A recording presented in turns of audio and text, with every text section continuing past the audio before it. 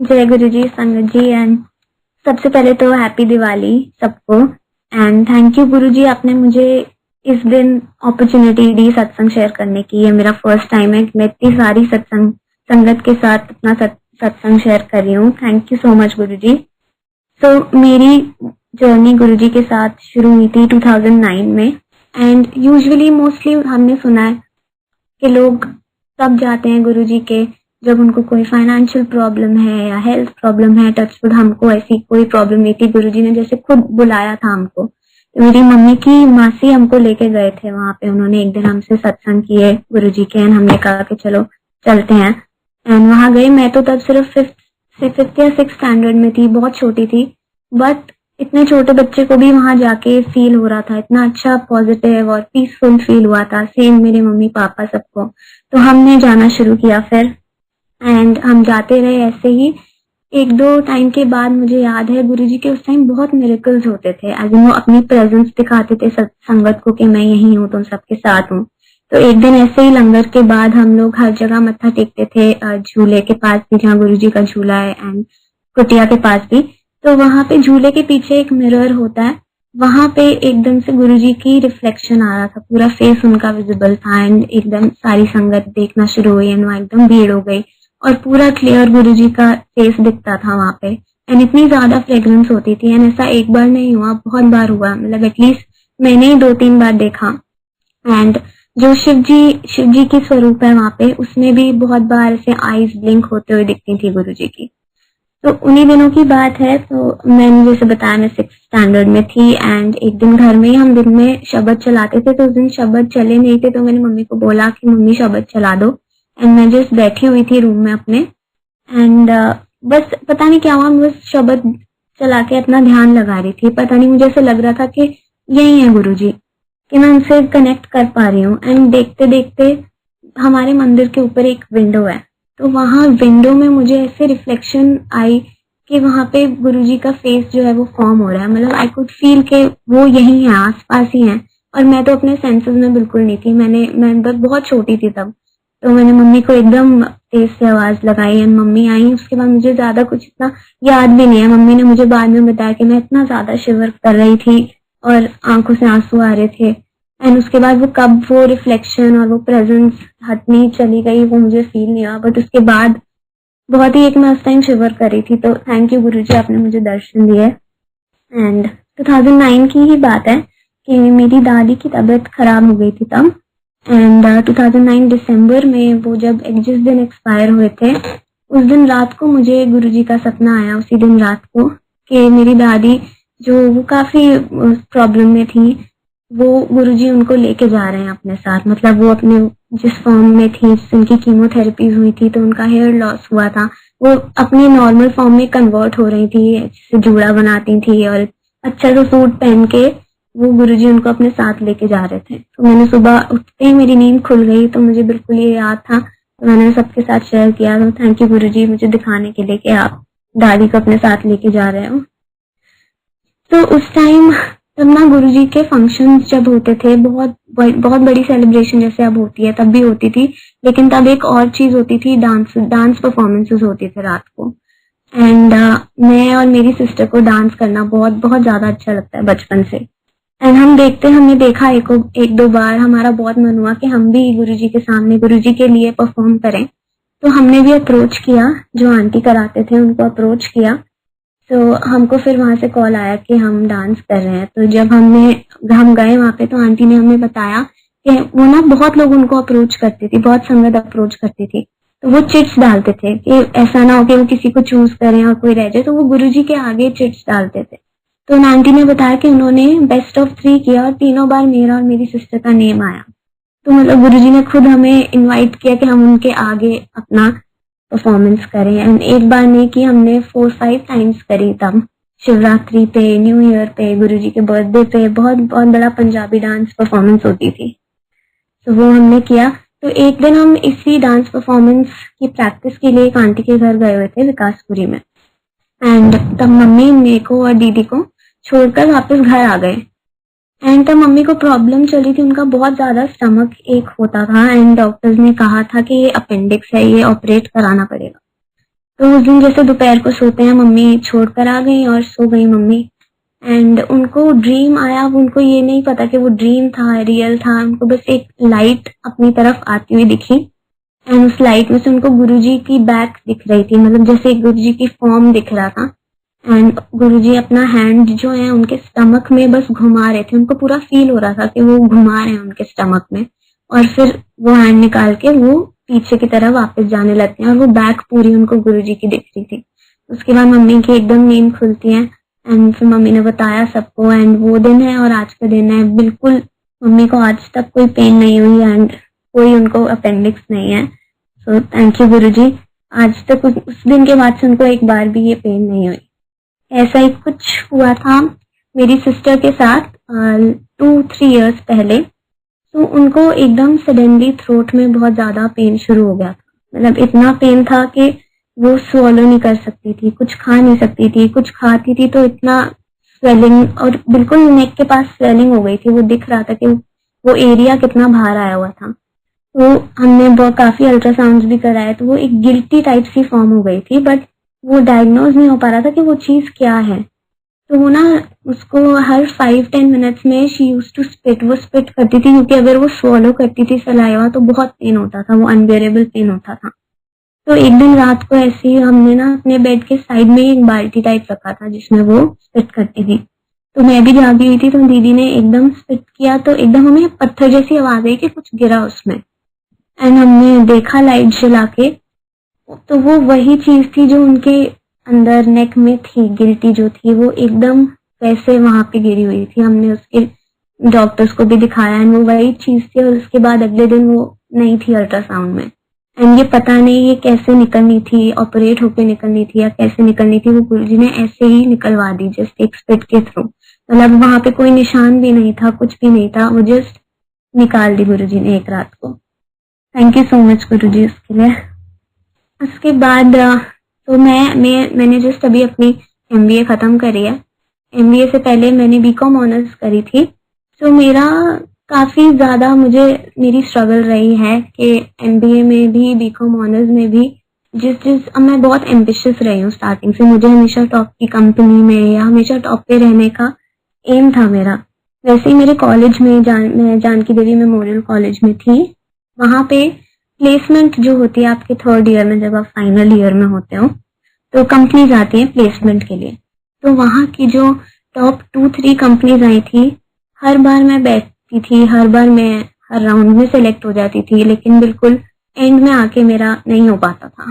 मतलब वो क्यों, क्या रीजन होता था मुझे कभी समझ नहीं आया, क्योंकि सब कुछ अच्छा जाता था, टेस्ट भी अच्छा जाता था, इंटरव्यू भी बहुत अच्छा जाता था, इंटरव्यूअर भी तारीफ करता था, लेकिन कभी भी मेरा हो नहीं पाया। तो बीकॉम ऑनर्स के बाद मेरा हुआ नहीं, तो फिर मैंने प्लान किया कि मैं एमबीए करती हूँ। एमबीए में लकीली मेरा एप्टीट्यूड टेस्ट क्लियर हो गया, मुझे पुणे मिल गया कॉलेज, एंड साथ के साथ ही मेरा वो एडमिशन हो गया। साथ के साथ मतलब जैसे ही मेरा ग्रेजुएशन खत्म हुआ उसके एकदम बाद विदाउट एनी गैप मैंने एमबीए शुरू कर दी। सो एमबीए में भी अगर आपको पता होगा, फर्स्ट ईयर के बाद हमको इंटर्नशिप करना बहुत जरूरी होता है, और कहते हैं कि इंटर्नशिप अगर आपकी अच्छी जगह लग जाती है तो प्लेसमेंट जो 2nd ईयर के बाद होती है वो मिलना बहुत आसान हो जाता है, अगर अच्छी जगह आप इंटर्नशिप कर लो। तो इंटर्नशिप में भी हमारे कॉलेज में कंपनीज आई थी, जो 2-3 कंपनी थी जिनमें मुझे जाना था, जो मेरी ड्रीम कंपनीज थी। उनमें फिर से वही हुआ कि मेरा एंड तक हो जाता था, बट बिल्कुल एंड में आके रीजन भी नहीं समझ आया, एडमिशन या सिलेक्शन नहीं हो पाता था। बट मैंने एक चीज देखी है कि मैं हमेशा गुरुजी पे फेथ रखा है कि अगर मेरा नहीं हुआ था, उस दिन थोड़ा बुरा लगता था, बट नेक्स्ट दिन मैं फिर नेक्स्ट की तैयारी के लिए शुरू हो जाती थी। यही सोचती थी कि गुरुजी हैं, उन्होंने जो सोचा है अच्छा ही सोचा है। तो ऐसे ही करके मेरा 2nd ईयर शुरू हुआ, एंड 2nd ईयर में आपका जैसे ही शुरू होता है तो प्लेसमेंट्स के लिए कंपनीज आना शुरू हो जाती हैं। तो वैसे ही फर्स्ट कंपनी आई, बहुत अच्छी कंपनी है, वो मुंबई में थी।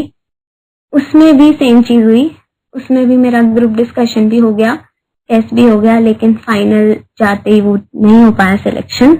उसके बाद में बहुत बहुत ज्यादा एक आपका कॉन्फिडेंस लो हो जाता है इतनी रिजेक्शंस के बाद।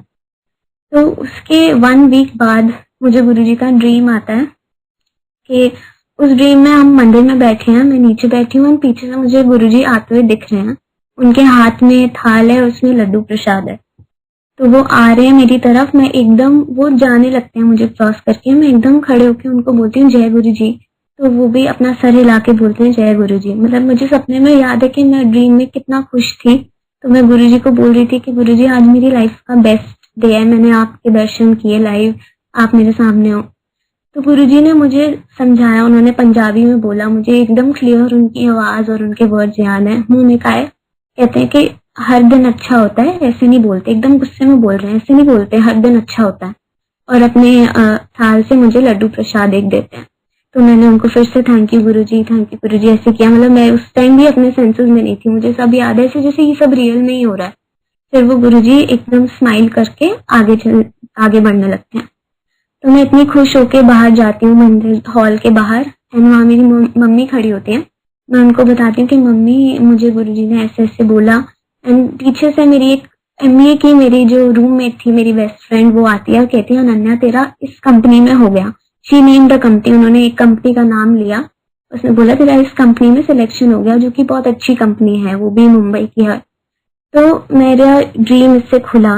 एंड उसी दिन 9 o'clock सुबह सुबह मुझे मेल आता है कॉलेज से कि जिस कंपनी का नाम उसने लिया था मेरी फ्रेंड ने, वो कंपनी हमारे कॉलेज में आ रही है फॉर प्लेसमेंट। और मैं इतनी शॉक हो गई कि आज ही मुझे गुरुजी ने दिखाया है कि मेरा इस कंपनी में हुआ है, और आज ही मेरे पास ये आ गया कि ये कंपनी आ रही है। एंड उसका 2 दिन बाद एप्टीट्यूड टेस्ट था, एंड उस कंपनी का एप्टीट्यूड टेस्ट काफी बहुत डिफिकल्ट होता है। लास्ट टाइम इंटर्नशिप के टाइम ही मैंने दिया था, तो मुझे पता है कि वो बहुत डिफिकल्ट होता है। तो मैंने यही सोचा कि अनन्या 2 दिन है, शुरू करते हैं जल्दी से पढ़ाई करना। तो मैंने स्टार्ट करी उसकी प्रिपरेशन करनी, एंड एप्टीट्यूड टेस्ट मेरा क्लियर हो गया। उसके बाद इंटरव्यू राउंड्स थे, तो मेरा इंटरव्यू हुआ, मेरा इंटरव्यू 45-50 मिनट्स तक चला। एंड उसके बाद मुझे सीधा एचआर इंटरव्यू में भेज दिया। तो आपका एचआर इंटरव्यू तब होता है जब आपका कंफर्म होता है सिलेक्शन। एंड मेरे बैच में जितने भी बच्चे थे सबके एटलीस्ट 3 या 4 इंटरव्यू राउंड्स हुए थे, और मेरा एक के बाद ही सीधा एचआर के लिए मुझे भेज दिया।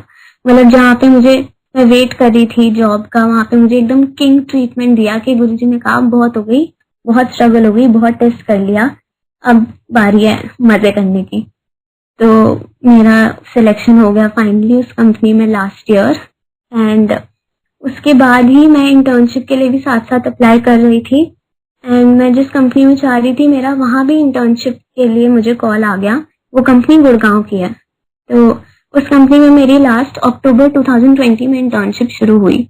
एंड जैसे मैंने कहा, जिस कंपनी में मेरा प्लेसमेंट हुआ था वो मुंबई की कंपनी है। तो मेरा हो तो गया वहां सिलेक्शन, बट मैंने मम्मी पापा ने धीरे धीरे रियलाइज किया, दीदी ने मुझे समझाया या ये बात रियलाइज कराई कि वो कंपनी तो मुंबई में है। एंड मुझे मेरी फैमिली से बहुत अटैचमेंट है, मेरे मम्मी पापा दीदी सबसे बहुत अटैचमेंट है। एंड मैंने ये रियलाइज नहीं किया कि मैं मुंबई में रहूंगी कैसे उनके बिना। तो ये एक थॉट ही आया था बस। एंड जो गुड़गांव वाली कंपनी है वो भी बहुत अच्छी थी, जहाँ मैं इंटर्नशिप करी हूँ। बिग 4 कंपनी है, अगर आपको पता हो बिग 4 क्या है, तो मतलब वो उससे भी अच्छी कंपनी मुझे लगता है। एंड वहाँ मेरा इंटर्नशिप चल रहा था। एंड वहाँ भी जैसे जैसे मेरी इंटर्नशिप खत्म हुई, मुझे प्लेसमेंट का ऑफर आ गया वहां से। मतलब जहाँ मैं 3-4 साल से स्ट्रगल कर रही थी, अब मेरे पास 2 प्लेसमेंट थी और मुझे चूज करना था। एंड मैंने फिर ये गुड़गांव वाली कंपनी चूज करी। एंड मैं वेस्ट दिल्ली विकासपुरी में रहती थी। एंड हमारा कोई प्लान नहीं था गुड़गांव शिफ्ट होने का, एकदम से गुरुजी ने ये प्लान बनाया। हम पता नहीं कैसे 1 महीने में ही गुड़गांव शिफ्ट हो गए हम लोग। एंड बिल्कुल ही प्लान में नहीं था, जैसे गुरुजी ने लिखा ही हुआ था।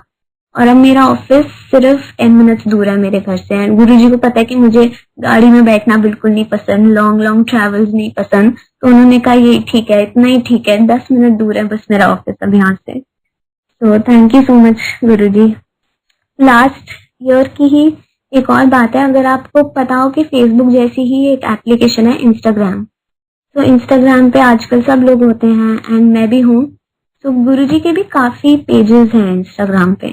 तो एक मुझे मैसेज आता है लास्ट ईयर जुलाई 2020, इसी टाइम पे जब मेरा ये जॉब का सब चल रहा था प्लेसमेंट का। तो मुझे गुरुजी के संगत के अकाउंट से, या वो क्या अकाउंट था मुझे नहीं पता, एक मैसेज आया। एंड उस आईडी का नाम था निर्मल सिंह महाराज। उस इंस्टाग्राम आईडी का, अनिर्मल सिंह महाराज जी इज गुरु जी का नेम। एंड उससे मुझे मैसेज आया, मैं पढ़ के बताती हूँ। शुक्राना हो बेटा, सदा खुश रहो, मेहर है परिवार पे हमारी। तो ये हिंदी में मैसेज था। तो उस टाइम तो मैंने यही सोचा कि कोई संगत बना देती है अकाउंट, तो उसको इग्नोर कर दिया मैंने कि बहुत अकाउंट से ऐसे ही किसी ने भेज दिया होगा। तो बाई चांस मैंने उसका स्क्रीनशॉट ले लिया था।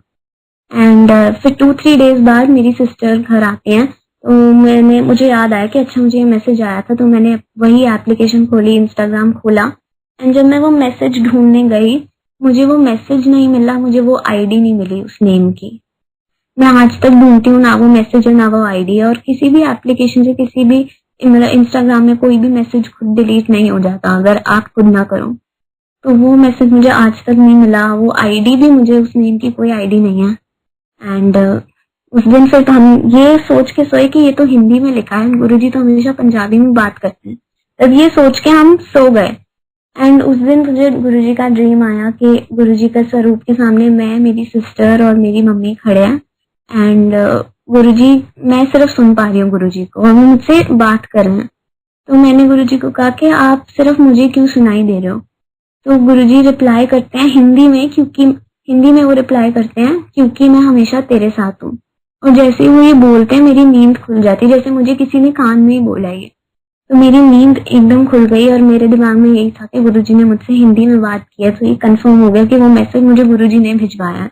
तो वो खुद मेरे मीडियम पे आके, मतलब हम यंगस्टर्स आजकल इंस्टाग्राम, फेसबुक ये सब बहुत यूज कर रहे हैं, तो वो खुद मेरे मीडियम पे आके मुझे ब्लेस कर रहे हैं। तो I feel very blessed. Thank you Guruji. And then मेरी सिस्टर की शादी लास्ट ईयर दिसंबर 2019 में हुई थी, जस्ट बिफोर कोविड। वो भी गुरुजी की ब्लेसिंग्स की वजह से हुई थी, वरना कोविड आ जाता तो वो नहीं हो पाता। इतनी लैविश वेडिंग जो हमने कभी नहीं सोची थी कि होगी, तो वो हुई दिसंबर 2019 में। एंड मेरी सिस्टर की जिससे शादी हुई, मेरे ब्रदर इन लॉ, वो उनके स्कूल में थे। एंड वो दोनों first time they met in class 11th में वो मिले। एंड जब वो दोनों फर्स्ट ईयर में थे, तभी गुरुजी ने मुझे ड्रीम में दिखा दिया था कि, ड्रीम में उन्होंने मुझे ये शो किया था कि मेरी वेडिंग हो रही है और मेरी सिस्टर और मेरे ब्रदर इन लॉ, जो कि तब बहुत छोटे थे वो लोग भी, वो दोनों मुझे हल्दी लगा रहे हैं। तो उस दिन मैंने दीदी को बता दिया था कि आपकी शादी इन्हीं से होगी। एंड वही 10 साल बाद वही चीज सच हुई। एंड गुरुजी ने शादी कराई दोनों की। एंड लीला में, ये गुड़गांव में लीला है, वहां शादी हुई थी। एंड उसी टाइम जब मुझे ये ड्रीम आया था ना, तब जब दीदी भी छोटी थी, मैं भी छोटी थी, तो हम एक दिन गुड़गांव के आगे से ही हम जा रहे थे। तो दीदी ने पता नहीं क्यों ऐसे ही कहा कि मेरे पापा को कहती कि मेरी शादी यहीं होगी। एंड वही हुआ। मतलब जो जो हमने विश किया गुरुजी से, जो जो मांगा, वो सब गुरुजी ने बिल्कुल वैसा वैसा दिया। एंड ऐसा नहीं है, कुछ लोग सोचते हैं कि अगर हम गुरुजी से जुड़ गए हैं या गुरुजी के मंदिर आ गए हैं तो सारी प्रॉब्लम्स ठीक हो जाएंगी। ऐसा नहीं होता। गुरुजी आपको पूरा टेस्ट करते हैं। अब आपका टेस्ट करते हैं कि हम फेथ कितना कर रहे हैं उनमें। अब मेरे कॉलेज में और MBA में जितनी भी मेरी स्ट्रगल रही है, उसने मुझे कुछ ना कुछ सिखाया ही है। मैं जितनी आज स्ट्रांग हूँ या जितनी कॉन्फिडेंट हूँ, सारे उन एक्सपीरियंसेस की वजह से ही हूँ। अगर मेरा फर्स्ट कंपनी में ही हो जाता तो मुझे हर इंटरव्यू, इतने इंटरव्यूज दिए हैं मैंने, हर इंटरव्यू का एक्सपीरियंस नहीं मिलता और हर इंटरव्यू से कुछ सीखा है। तो ऐसा नहीं होता कि सब कुछ जरूर मिलता है, लेकिन गुरुजी की मर्जी से मिलता है सब कुछ। गुरुजी अपने टाइम पे सब शेयर करते हैं। तो thank you so much Guruji, thank you.